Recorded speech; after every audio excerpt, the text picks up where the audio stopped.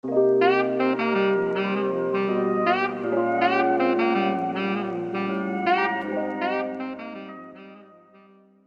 el origen del liberalismo histórico en España, como dice la misma palabra, está en relación con los fenómenos históricos que están sucediendo en España, ¿no? Entonces, todo liberalismo, en el fondo, siempre surge como reacción o como respuesta o como planteamiento de una solución a un problema. Por eso el liberalismo en sí mismo no es dogmático, no es un cuerpo fijo, no es un decálogo escrito en piedra, sino que siempre es una prudencia política aplicada a un problema concreto. Pues la prudencia política existe desde siempre, y Aristóteles habla de ella.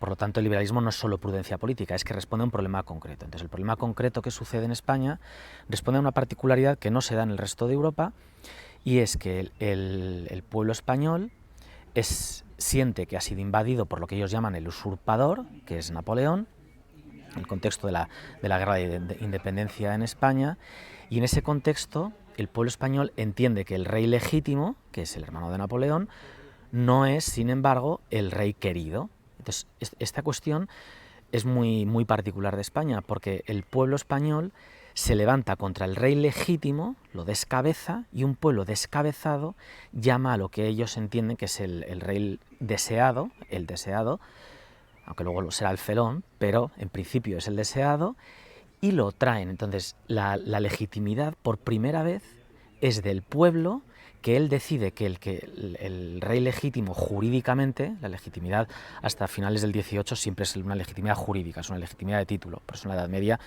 tenían que incluso a veces que inventarse el título, porque el rey necesitaba un título jurídico, era una concepción política muy pactista y por tanto muy jurídica. El rey que tenía la legitimidad, Pepe Botella, que parece ser que era abstemio, pero bueno, tenía la fama de ser borrachín, una fama totalmente injusta. Esto estuve en un congreso en la Sorbona, en París, hablando de esto, y me dijeron de todo. Es que los españoles siempre decís que Bonaparte era un borracho y era mentira, era abstemio. Y yo, bueno, pues perdona, además puse una serie de dibujos, estas caricaturas de la época, y el pobre Pepe Botella siempre aparecía en una taberna, borracho. Bueno, el caso es que era una forma de deslegitimarlo, pero no jurídicamente, sino desde la opinión, lo que podría ser la opinión pública, ¿no? Cosa que ya se hacía en Francia en los sótanos del Palacio Real. Entonces, la particularidad es que el pueblo español es el que juzga la legitimidad del rey, ya no es una legitimidad jurídica, sino que es de aceptación, y traen a lo que ellos dicen que debería ser el rey legítimo, que es Fernando VII. Entonces, esto genera en España una concepción nueva, que es un pueblo que se cree con autoridad para decir quién sí y quién no, pero se lo cree porque se descubre en acto haciéndolo, ¿no?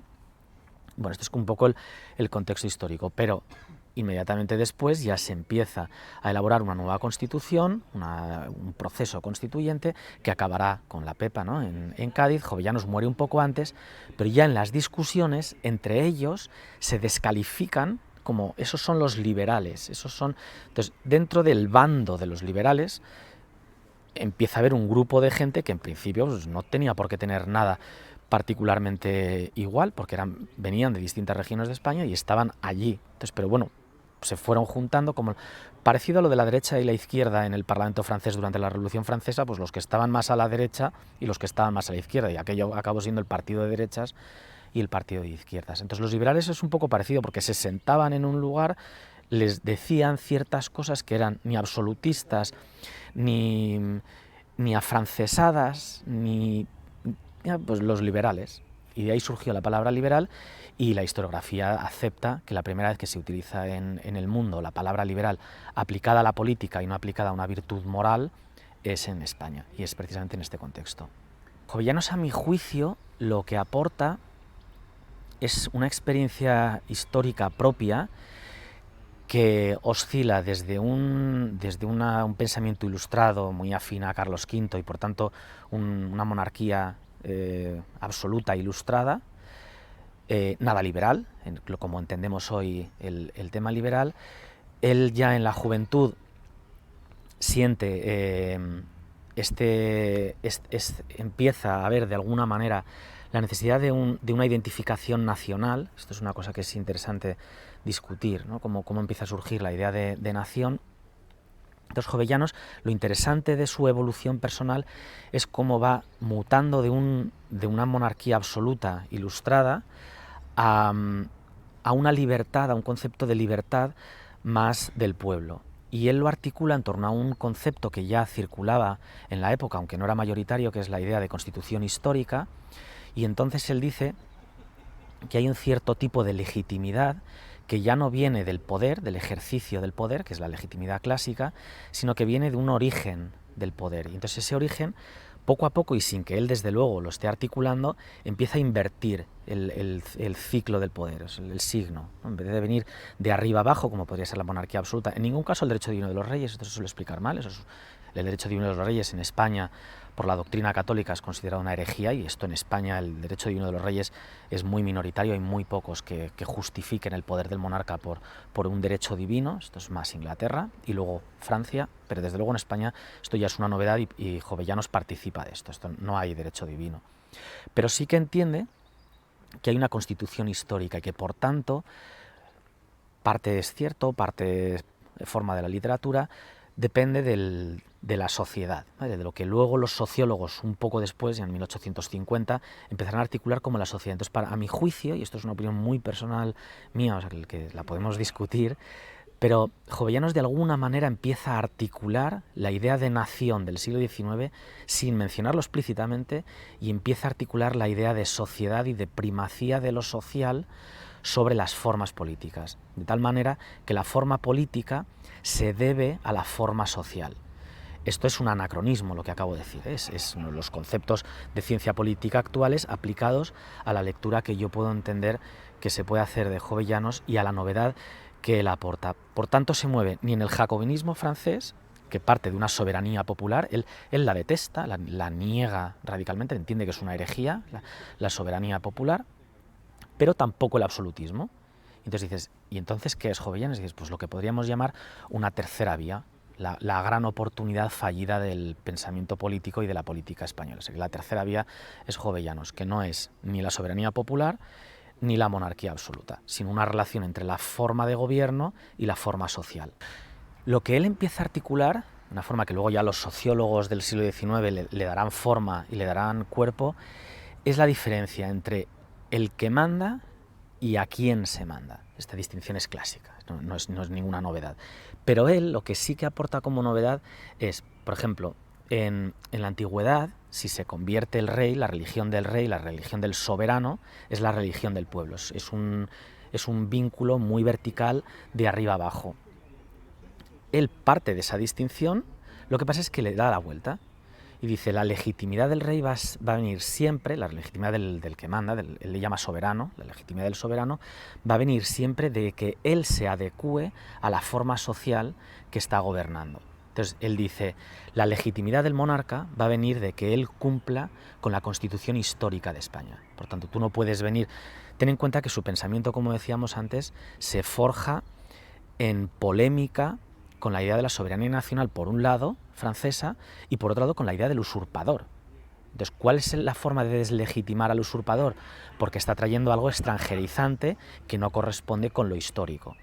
No es una idea nacionalista, pero ya sí que es una idea nacional, ya es una defensa de lo nacional. Lo español es distinto de lo francés. Si viene un francés a decirnos a los españoles cómo tenemos que ser gobernados, los españoles tienen la legitimidad para decir, no, tú no nos puedes decir cómo debemos ser gobernados porque tú no sabes cómo tenemos que ser gobernados. De alguna manera es como una actualización de Suárez y el tiranicidio. Es que el problema es que ya la teoría de Suárez no es una teoría clásica. Entonces, el problema es que Jovellanos es más clásico que Suárez, y el pensamiento católico clásico parte desde San Pablo de una obediencia bastante fiel al poder, de tal forma que si manda es legítimo. Que mande bien o que mande mal es adjetivo, no es sustantivo. Lo sustantivo es que mande. Entonces Jovellanos se encuentra con la realidad de que hay un usurpador y él tiene que articular una respuesta al usurpador porque hay que echar al usurpador.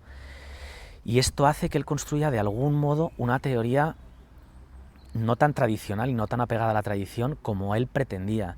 Entonces tenía que legitimar una respuesta al usurpador viniendo él de una concepción muy compatible con el absolutismo, y el rey manda y el rey manda, y hay que obedecer al rey porque él manda.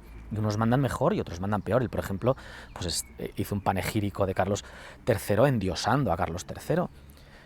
pero podría no haber estado de acuerdo con él y eso no significaba que Carlos III ya no era legítimo. Carlos III mandaba y luego, adjetivamente, mandaba bien. Pero si hubiese mandado mal, yo creo que Jovellanos hubiese sido diciendo es el monarca y hay que respetarle porque es del que cuelga el poder. Esta yo creo que es la doctrina más ortodoxa católica. O sea, la doctrina católica respecto a la obediencia es taxativa. ¿Qué es lo que hace Jovellanos? Justificar con un lenguaje, con unas formas históricas clásicas tradicionales, una cosa que no es tan tradicional, que es yo cómo hago para quitar al rey legítimo, que es Pepe Botella, es que es el rey legítimo, es que es el legítimo, jurídicamente es el legítimo. Y sin embargo, entonces, él articula esa idea de constitución histórica, que es muy moderna, es muy de su época, no es una doctrina tradicional, y ahí además es muy curioso, ¿no? Como Martínez Marina por un lado, él por el otro, empiezan a bucear en las fuentes, cada uno empieza a articular, y en el fondo se aprecia que es una construcción teórica para deslegitimar, desde un punto de vista que hoy diríamos nacional, al extranjerizante.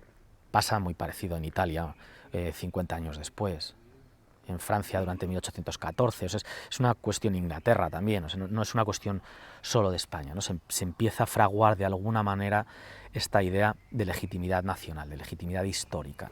El historicismo, como dice Luis Díez del Corral, que es uno de los grandes expertos en Jovellanos, el historicismo es una idea y una corriente, un modo de pensar que nace en el siglo XIX, y Jovellanos es un precursor de esta forma histórica de pensar.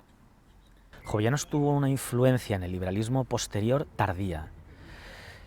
Para mí Jovellanos, en un principio, es la encarnación de una oportunidad perdida.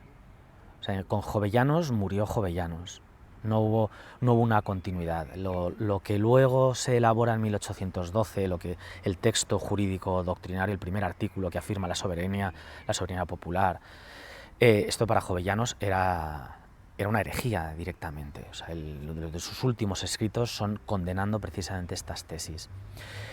Lo que surge de Cádiz, 1812, es un liberalismo muy utópico, hablando de un concepto de libertad muy dogmático, muy desapegado de las formas institucionales antiguas, de las cortes tradicionales castellanas. Sin embargo, curiosamente, con el Estatuto Real, mucho después, ahí sí que se recupera un realismo posible que yo encuentro que tiene muchas similitudes, o que por lo menos Jovellanos lo hubiese podido firmar. Entonces yo creo que es con el Estatuto Real cuando ya sí que se hace un liberalismo, que es lo que en Francia ya en la época se llama monarquía constitucional, que es un liberalismo como lo entendemos ya nosotros hoy, ¿no? Como la de la separación de poderes, el ejecutivo, legislativo, judicial, la prerrogativa real queda como un apéndice de ese sistema, el monarca gobierna pero no reina pero no gobierna, es un equilibrio, es un símbolo, esta idea de monarquía que ya hemos heredado nosotros, que no tiene nada que ver con la monarquía absoluta, y es el tránsito de la monarquía absoluta a la monarquía constitucional, que luego nosotros ya hemos visto como monarquía parlamentaria. Entonces yo creo que Jovellanos se identificaría más con la monarquía constitucional, o sea, cuando ya sí que se establece una separación de poderes y se juridifica el liberalismo, o sea, cuando el liberalismo deja de ser dogmático, deja de ser afirmaciones absolutas, declaraciones, o sea, deja de ser una doctrina declarativa para pasar a ser una doctrina jurídica. Jovellanos era un gran jurista, Jovellanos era un gran defensor de las formas jurídicas tradicionales de España, de las cortes, de los equilibrios de poderes y de intentar rescatar de alguna manera lo que quedaba de las cortes de los reyes católicos, de las cortes de Castilla, tal. Por tanto, yo creo que el legado de Jovellanos viene después, por sintetizar un poco la respuesta, cuando el liberalismo dogmático se juridifica y por tanto se convierte en instituciones sólidas y articulables. Hay ya una soberanía compartida entre el pueblo y el rey, hay una cámara alta y una cámara baja. La cámara alta, el nombre viene de las clases altas, la cámara baja viene de las clases bajas, que bueno, las clases bajas hoy sería la clase alta de hoy y las clases altas de la época serían pues, los grandes de España, ¿no? Pero bueno, no era una representación total, eso vendrá después, no era una democracia universal, pero sí que lo que ya se establece ahí es un equilibrio de representaciones. Entonces ya la pregunta es quién representa a quién y dónde. Entonces, tradicionalmente la doctrina clásica era que el monarca representaba a Dios, era una representación de arriba abajo, y lo que cambia es que ahora es una representación de abajo a arriba. Entonces el rey representa la unidad de España, el símbolo de España, los intereses de ciertas clases, pero la Cámara Alta no representa los intereses del rey, la Cámara Baja representa otros intereses, y entonces son intereses territoriales e intereses personales.